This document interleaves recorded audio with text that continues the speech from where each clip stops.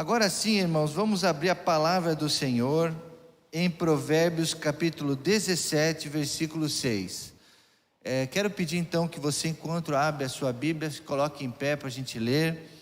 Eu queria pedir para vocês aí de casa, compartilhe esse culto, essa mensagem. Tenho certeza que essa mensagem vai ser uma bênção para o seu coração. É uma mensagem voltada para pais e para filhos, para jovens, né? Estão vendo aqui o cenário, né? Eu quero crescer. Começa hoje à noite então as ministrações da nossa juventude nesse mês dos jovens, com esse tema aí, eu quero crescer. E o pastor, nas manhãs de domingo, eu vou estar falando também para os jovens, hoje e no próximo domingo pela manhã, tá? É a continuação dessa mensagem. O livro de Provérbios capítulo 17, verso 6 diz: os filhos dos filhos são uma coroa para os idosos, e os pais são orgulhos dos seus filhos. Vamos ler todos juntos na tradução do Data Show, irmãos? Os filhos são uma coroa para os idosos, e os pais são orgulhos dos seus filhos. Amém, irmãos? Pode sentar. Senhor, abençoa essa mensagem alusiva ao Dia dos Pais no nosso coração, que nós possamos abrir bem o coração e receber essa palavra, Deus, que é viva e eficaz, é mais afiada e divide, ó Deus, juntas e medulas. Ó Deus, discerne pensamentos, e que aqui, ó Deus, nós possamos entender aquilo que o Senhor quer ministrar esta manhã, aquilo que devemos fazer como pais, e principalmente os filhos, ó Pai, que são a nossa maior preocupação, o nosso maior legado. Abençoa então a mensagem e me usa mais uma vez pela Tua graça, em nome de Jesus. Amém. Irmãos, eu anunciei inclusive ontem o tema dessa palavra: o sucesso de um pai. Eu acredito que todos os pais que estão aqui presentes querem ser bem-sucedidos nessa nobre tarefa. E é interesse da igreja, da palavra de Deus, do próprio Deus, abençoar você na sua paternidade. E graças a Deus que na Bíblia nós temos exemplos, histórias, conselhos maravilhosos que vai te ajudar a exercer essa paternidade. Todo pai quer que o seu filho seja bem-sucedido, quer que o filho dê certo, quer que o filho seja uma bênção, tenha uma vida confortável e uma vida feliz. Todo pai almeja isso. Produzir no filho um homem de Deus, uma mulher de Deus. Todo homem tem esse sonho, esse desejo. Na teoria, irmãos, isso parece simples, natural. Mas uma boa parte das famílias tem enfrentado o desafio de conciliar essas expectativas que os pais têm em relação aos filhos com o que o jovem quer na sua própria vida. E aí vem o primeiro conflito, que nós não vamos poder deixar de falar essa manhã, que é o conflito de gerações. Os pais projetam uma coisa, quer uma coisa, e de repente, em determinado momento, o filho quer outra coisa. O filho já quer outros caminhos, outras decisões. O pai cria o filho na igreja, ensina o filho na igreja, dá exemplo, mas chega um momento da adolescência, na juventude, que ele decide romper, decide não vou seguir isso. E aí começam então conflitos tremendos, irmãos. É para tentar desatar esses nós, responder essas perguntas, que nessa manhã nós iremos falar sobre os problemas geracionais, conflitos, nesse tempo em que estamos vivendo. Irmãos, eu estava fazendo essa pesquisa, desse estudo, dessa mensagem, dessa ministração, eu estava vendo como que está hoje a dificuldade dos pais, das mães, para produzir filhos bem-sucedidos. É um desafio muito grande. E esse tema, como eu já falei, ele é muito comum nas Escrituras. O pai e o filho e o neto. É muito comum na história da Bíblia nós encontrarmos então esse prisma geracional, esse conflito de gerações.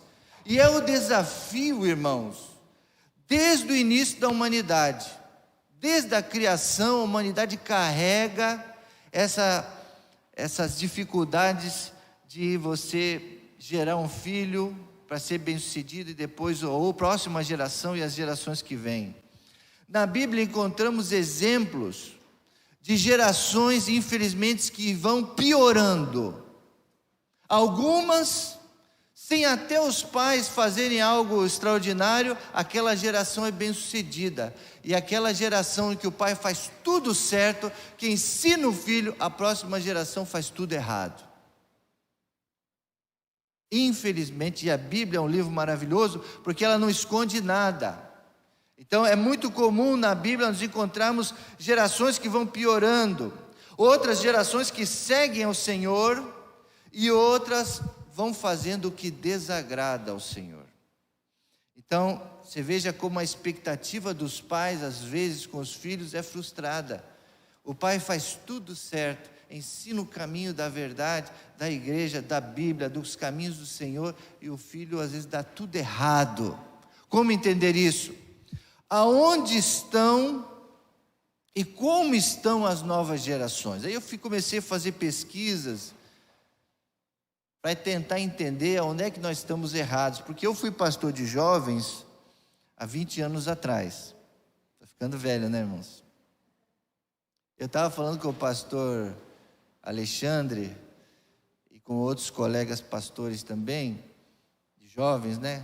Que na minha época, já há 20 anos atrás, era totalmente diferente de hoje. A cabeça do jovem era outra. Hoje o jovem está muito diferente. Você ministrar, você convencer, você falar, você tocar no coração deles hoje é muito mais difícil. Eles não seguem qualquer coisa. Eles são mais seletivos. Enfim, vou falar um pouco sobre isso. O meu objetivo hoje é mostrar exemplos de uma geração que superou a próxima geração. Esse é o alvo. Nós sepultamos agora recentemente um grande pai que eu tinha, o pastor Ebenezer, né? Os irmãos sabem. E foi muito difícil para mim ver ele ali no caixão. Foi muito difícil porque ali estava terminando uma geração. E quem assistiu o culto viu lá os testemunhos daquele homem. Como é que ele vivia, o que ele fazia. E aí vem aquele tipo de pastor, aquele pastor de antigamente, aquele pastor assim que não tem o que dizer. E a gente vê a nossa geração, e o desafio dessa minha geração é seguir os passos desse que se foi. É pegar o cajado e seguir em frente. Mas como? Como superar a próxima geração, ser melhor? É possível? Porque a gente fica olhando o passado, a gente fica sempre, na época do diácono tal, do pastor tal, lá era de verdade. Hoje, como que uma geração supera a outra? O sucesso de pais que entenderam o que estão enfrentando, na verdade, é um processo. Então, o que os pais precisam hoje? Entender e enfrentar essa dificuldade. E entender que isso faz parte de um processo. Nesta manhã iremos aprender como uma geração pode superar a outra geração. Então, a geração do irmão Ronaldo, dá um exemplo aqui do irmão, os filhos dele têm que ser melhores do que ele. Esse é o desafio. Mas melhor em quê, pastor? Em tudo. Na vida secular e principalmente na vida espiritual. Principalmente. O cenário de hoje atual é preocupante. O cenário de hoje é preocupante. Quais são as maiores latências de preocupação pastoral do momento? Nós, pastores, estamos sofrendo, porque a igreja está mudando. A mentalidade do homem moderno está mudando. Quais são, então, as dúvidas sobre o presente e o futuro que estão sobre nós, os líderes? Os jovens de hoje, os adolescentes e jovens de hoje estão mais reclusos, estão mais fechados do que antes.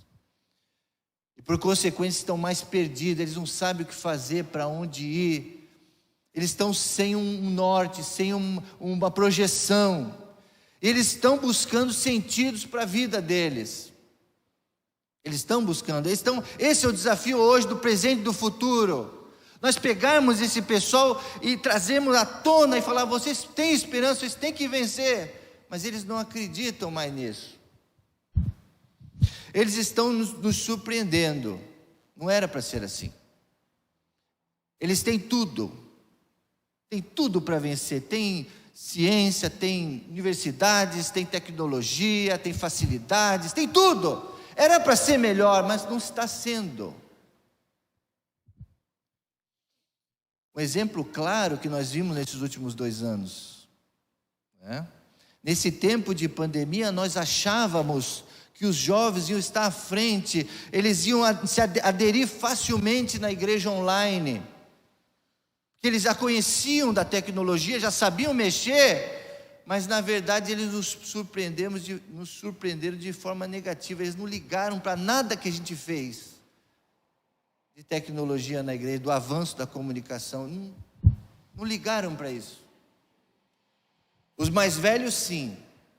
Os mais velhos nos surpreenderam. Eles aderiram à tecnologia, estavam lá com o celular assistindo os cultos, não perdendo nada. Eles evoluíram.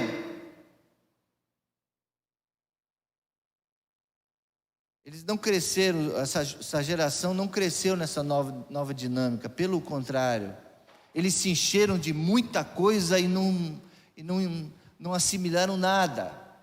Eles passam tempo ali, sim, na tecnologia, mas fazendo coisas triviais, coisas sem profundidade. Problema grave, irmãos.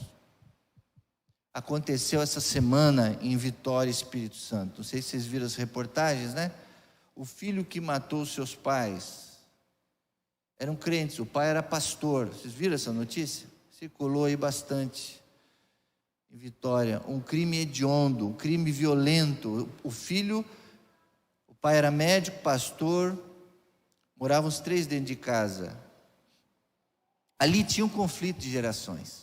O pai talvez não sabia se comunicar com o filho, não estavam se comunicando, não estavam falando, e a forma satanista, ele colocou 666 nas portas, ele colocou um pentagrama, e ele matou e deixou bilhetes lá, matou o pai e a mãe.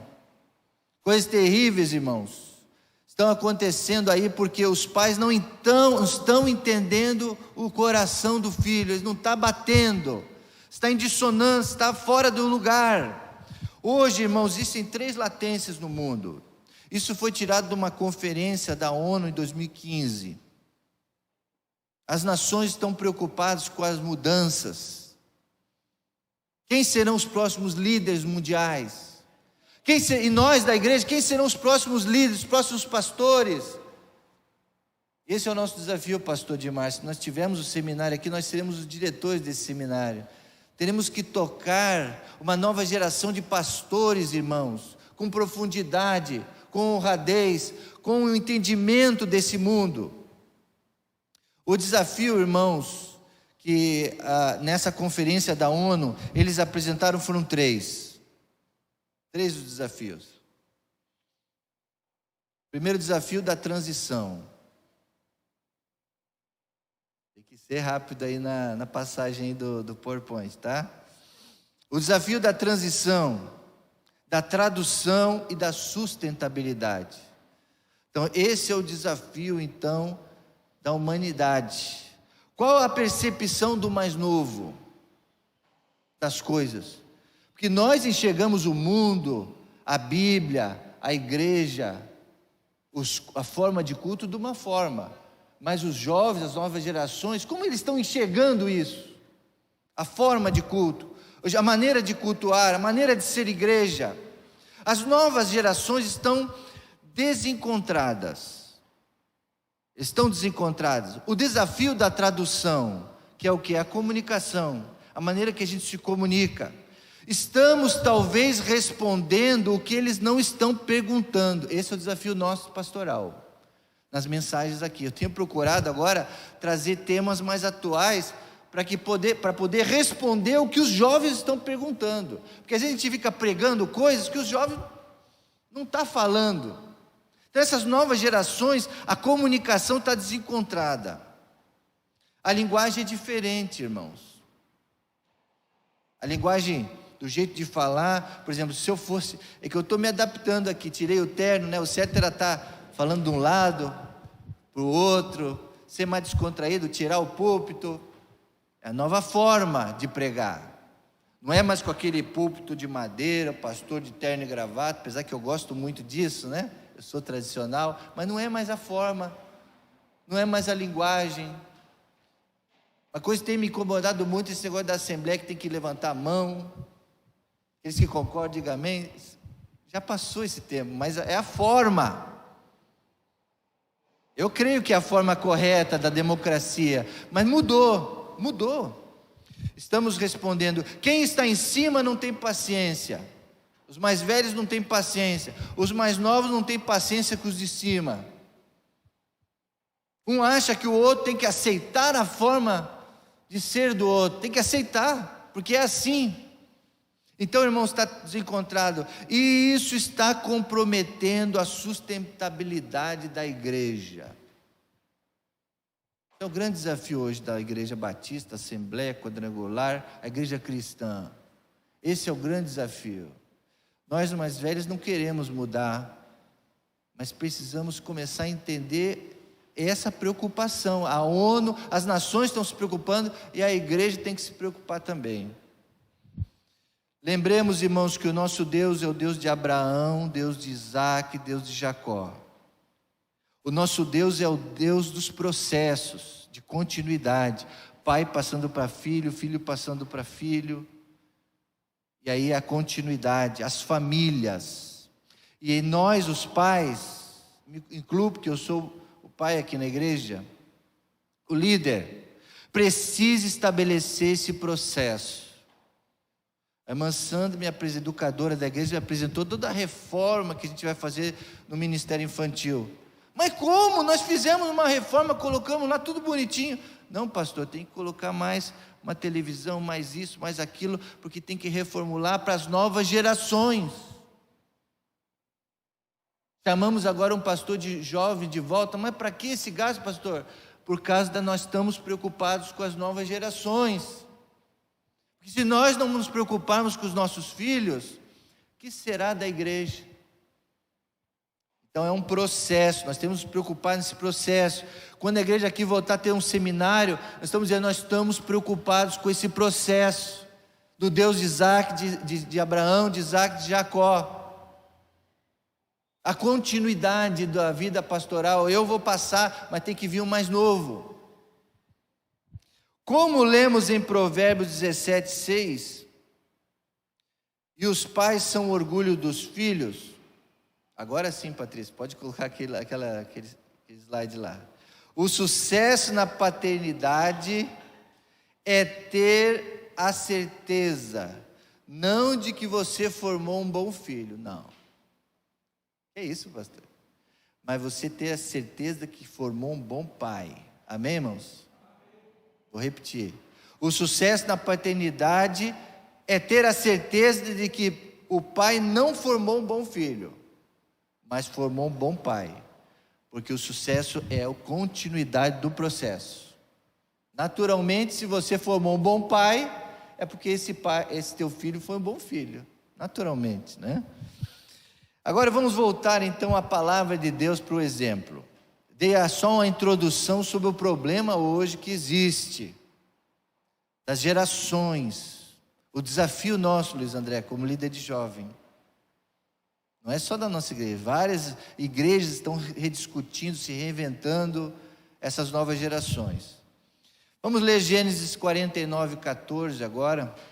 Vamos ver o exemplo aqui do que aconteceu com esse camarada aí. Issacar é um jumento forte, deitado entre as suas cargas. Quando ele perceber como é bom e o seu lugar de repouso é como aprazível a sua terra, curvará seus ombros ao fardo e se submeterá aos trabalhos forçados. Presta bem atenção nesse versículo, dá mais uma lida.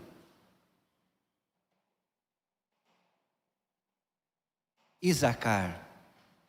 Pastor, mas quem era Issacar? Issacar. Issacar era o quinto filho de Jacó com Lia. É o quinto daquela geração, dos aqueles filhos de Jacó com Lia. Não era com Raquel. A Bíblia diz que Issacar era forte. Forte. A Bíblia caracteriza ele como jumento de ossos fortes. Esse jumento de carga, aquele que aguenta bem, aguenta o tranco, era forte. Apesar da sua força e da sua destreza, ele decidiu pautar a sua vida de três maneiras, levar a vida dele de três maneiras. Veja bem, Deus tinha dado para ele esse dom da força, capacidades, mas ele decidiu na vida dele ter três atitudes, e o texto está dizendo. Que atitudes eram essas? Apesar da sua força, primeiro, ele decidiu não lutar. Triste. Segundo, ele preferiu se acomodar. Viu lá que era aprazível, era gostoso, depois descansou, repousou lá e ficou lá tranquilo. Decidiu, então, se acomodou. E em terceiro, preferiu ser escravo. Volta no texto bíblico lá para eles verem. Pode ver lá no final, olha. E os ombros ao fardo e se submeter a trabalhos forçados, ser escravo. Pode voltar lá o próximo.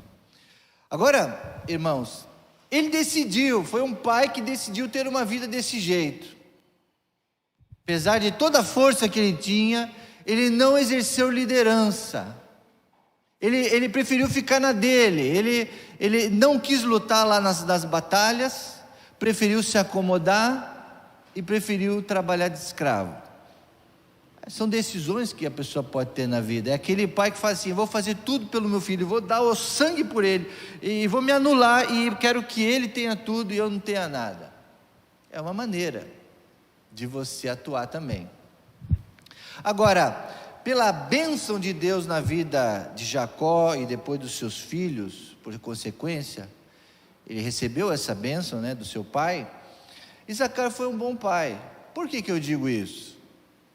Porque a história dele prova que os filhos deles foram pessoas importantes. Vamos ler agora o que diz 1 Crônicas, capítulo 12, verso 32. Esse texto sagrado diz assim: da tribo de Issacar, né, 200 chefes, que sabiam como Israel devia agir em qualquer circunstância. Glória a Deus.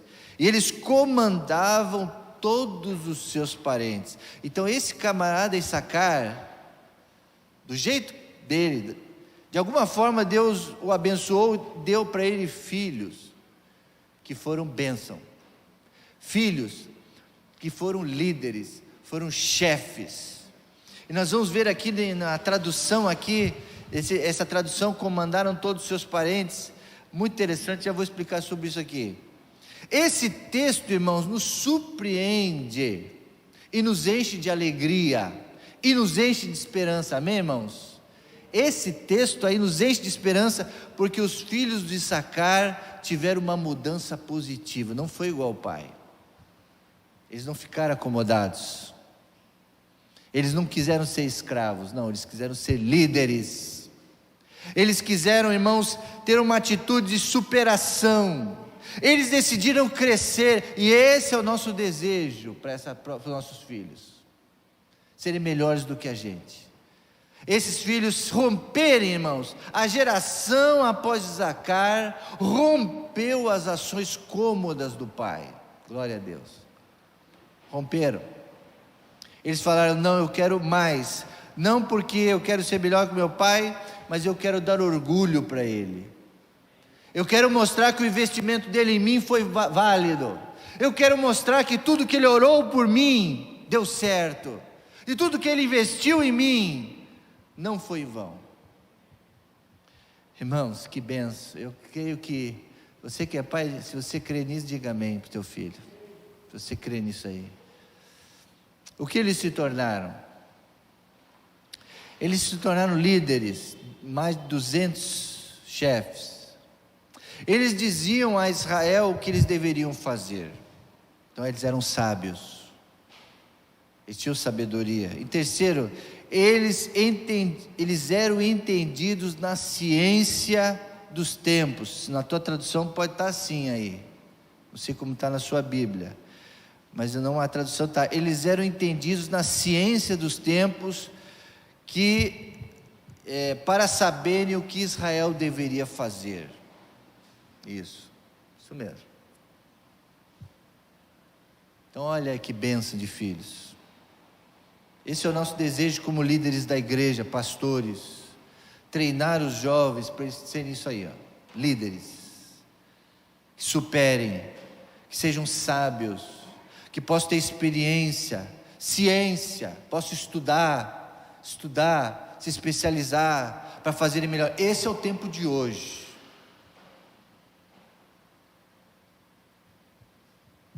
A geração antiga também, nem todos, né? O pastor Benezzi, por exemplo, tinha 2 títulos de doutorado, tantos títulos. Eu cheguei até mestrado, não sei se eu vou encarar um doutorado, mas outros cursos eu estou fazendo, eu não paro de estudar, eu não paro de ter diplomas, porque eu quero ter essa ciência aí.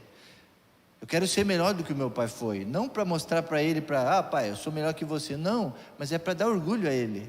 Eu quero ser melhor, porque o mundo hoje exige isso da gente. Não só lá fora, no teu trabalho secular, que hoje é tudo exigente, você tem que ter diploma, você tem que ter curso, você tem que evoluir, para você conquistar as coisas. Eles eram entendidos na ciência. Esses são os desafios nossos, os desafios dessa geração de pais. Produzir filhos que nos superam, não financeiramente, não em posses, não em status, mas no compromisso com a obra de Deus. Compromisso com essa obra aqui. Quando eu daqui partir, irmãos, vou deixar um legado com toda certeza.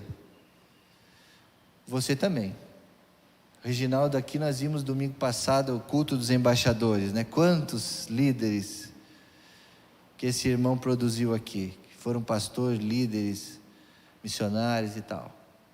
Alguns tombaram no meio do caminho, né? Mas muitos deram certo. Então o legado está definido. Os filhos foram melhores. Deus nunca deixa um povo sem homens e mulheres entendidos na ciência do seu tempo. Nunca. Deus nunca deixa a sua obra sem homens e mulheres entendidos na ciência do seu tempo. Escuta, ciência do seu tempo, século 21 aqui nós estamos, século e século. Deus está levantando líderes, pastores, jovens que entendam esse tempo, e pais que estão entendendo esse tempo que estão vivendo, para não perdermos os filhos. Temos que nos adaptar. Pensamos também em Moisés, grande líder. Lucas, o evangelista Lucas fala sobre ele em Atos dos Apóstolos, capítulo 7, verso 22. Lucas diz que Moisés era instruído em toda a ciência dos egípcios. Por isso que ele foi um grande líder, Moisés, né? Ele liderou a libertação do povo lá do Egito. Ele tinha ciência também ao lado dele, não só a unção, não só a palavra de Deus, a revelação de Deus, a coragem de Deus, mas Moisés tinha uma ciência também, tinha conhecimento daquele mundo que ele estava vivendo. Em Números, capítulo 27, verso 18, também fala de Josué. Coloca esse texto para a gente. Pensamos também em Josué, sobre o qual Moisés colocou suas mãos, declarando-o como sucessor, porque Josué era um homem em quem há o Espírito. Então os nossos filhos devem ser filhos, homens e mulheres onde haja o Espírito de Deus, amém, queridos irmãos? Então, Moisés era o pai, era o mentor de Josué. Então você é o seu pai, você é o mentor do seu filho. Então o desejo de Moisés preparou Moisés preparou Josué porque o Espírito de Deus estava sobre ele. Você está preparando seus filhos para que o Espírito do Senhor também atue sobre ele. Isso aí, fale amém, porque se você quer receber essa palavra. O interessante é que depois da morte de Josué, aí vem o problema da geração, né, irmãos? Moisés foi bem sucedido em deixar o seu sucessor.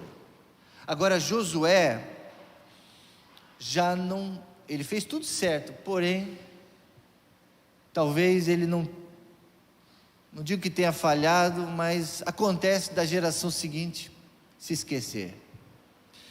A Bíblia diz lá em Juízes capítulo 2, verso 10, interessante que depois da morte de Josué, uma nova geração cresceu, e como a Bíblia diz em Juízes, esse já foi, Juízes 2:10, diz: não conhecia o Senhor, nem tampouco a obra que ele fizera em Israel. Triste. Imagine todo aquele legado, toda aquela história de Moisés saindo com o povo do Egito, as histórias de Josué, as conquistas em Jericó, em tantos lugares, né? Josué foi um grande homem, que disse: eu e a minha casa serviremos ao Senhor. Tantas coisas que ele fez. A geração seguinte, todo mundo esqueceu. Ninguém contava mais as histórias, Dudu. Triste, né? Será que seus filhos vão contar suas histórias? As histórias de sucesso da igreja Jardim da Prata? O que os seus filhos vão poder contar da igreja Jardim da Prata? O que você fez em Jardim da Prata? Na obra de Deus. Isso é uma grande coisa para a gente perguntar, né?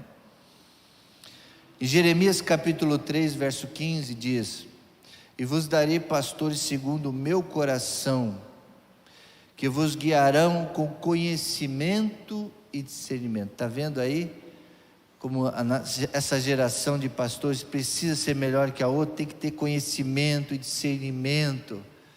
Por isso vocês devem orar muito pelos pastores, para que a gente tenha essa ciência do conhecimento, do entendimento, para saber interpretar essa geração que está na cabeça deles, ganhá-los, tocar no coração deles, despertá-los e despertar mais jovens pastores para estar na obra no nosso lugar. Terminando essa palavra dessa manhã, irmãos, eu vou continuar no próximo domingo pela manhã sobre essa ministração para jovens. Hoje, quando vivemos em um tempo repleto de tensões e contradições, tensões, dentro de casa, fora de casa, no governo, na política, nas artes, na ciência, em todas as questões, tempo de contradições, um indo contra o outro, opiniões contrárias, confusões. Deus continua fazendo isso, levantando pais que se preocupam com seus filhos, em especial levantando pais e filhos que estão preocupados em seguir o Deus de Abraão, de Isaac, de Jacó. Pais que estão preocupados com a continuidade. E o desafio maior para nós homens, porque o pai é que determina o destino. A mãe é aquele cuidado, aquele amor. A mãe coloca ali conceitos e princípios muito importantes ali na primeira infância. Mas quando chega a adolescência, pré-junior, adolescência, juventude, é o pai. Não tem como fugir. E aí, quando os jovens são criados sem pais, ou com a ausência do pai, aí que está o problema. Então, para nós somos pais, somos influenciadores, líderes, pastores. Precisamos, irmãos, ser inspirados pelo Espírito Santo. É isso que nós vamos fazer hoje de manhã, orar para os pais terem a unção e o poder, o discernimento do Espírito Santo, para reconhecer a responsabilidade e o discernimento desse nosso tempo. E como igreja, povo de Deus, como nós devemos agir e testemunhar para essa geração. Aquela figura dura, aquela figura ranzinza do pai bravo. Não é mais assim. É firme sim, mas com aquele jeito especial, né? Para ganhar o coração do filho. Não é mais batendo, gritando, não é mais assim que a gente consegue as coisas. É na amizade, é no carinho, é no relacionamento, é ouvir, ouvir, ouvir. Não é só impor, impor, impor. Sobre isso eu vou falar no próximo domingo, de manhã, tá? Não perca. Vou falar mais sobre relacionamentos no próximo domingo. Que assim, inspirados pelo Espírito Santo, Deus abençoe vocês como pais. Que nesse dia dos pais, possamos orar pedindo a Deus que nos dê coragem,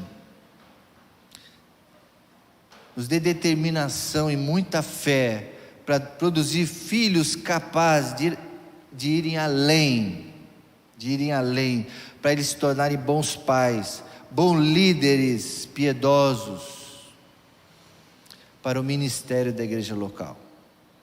Precisamos, irmãos. E que Deus então nos abençoe nisso. Que Deus abençoe você nesse grande desafio. Amém, irmãos? Amém. Vamos orar. Baixe sua cabeça agora.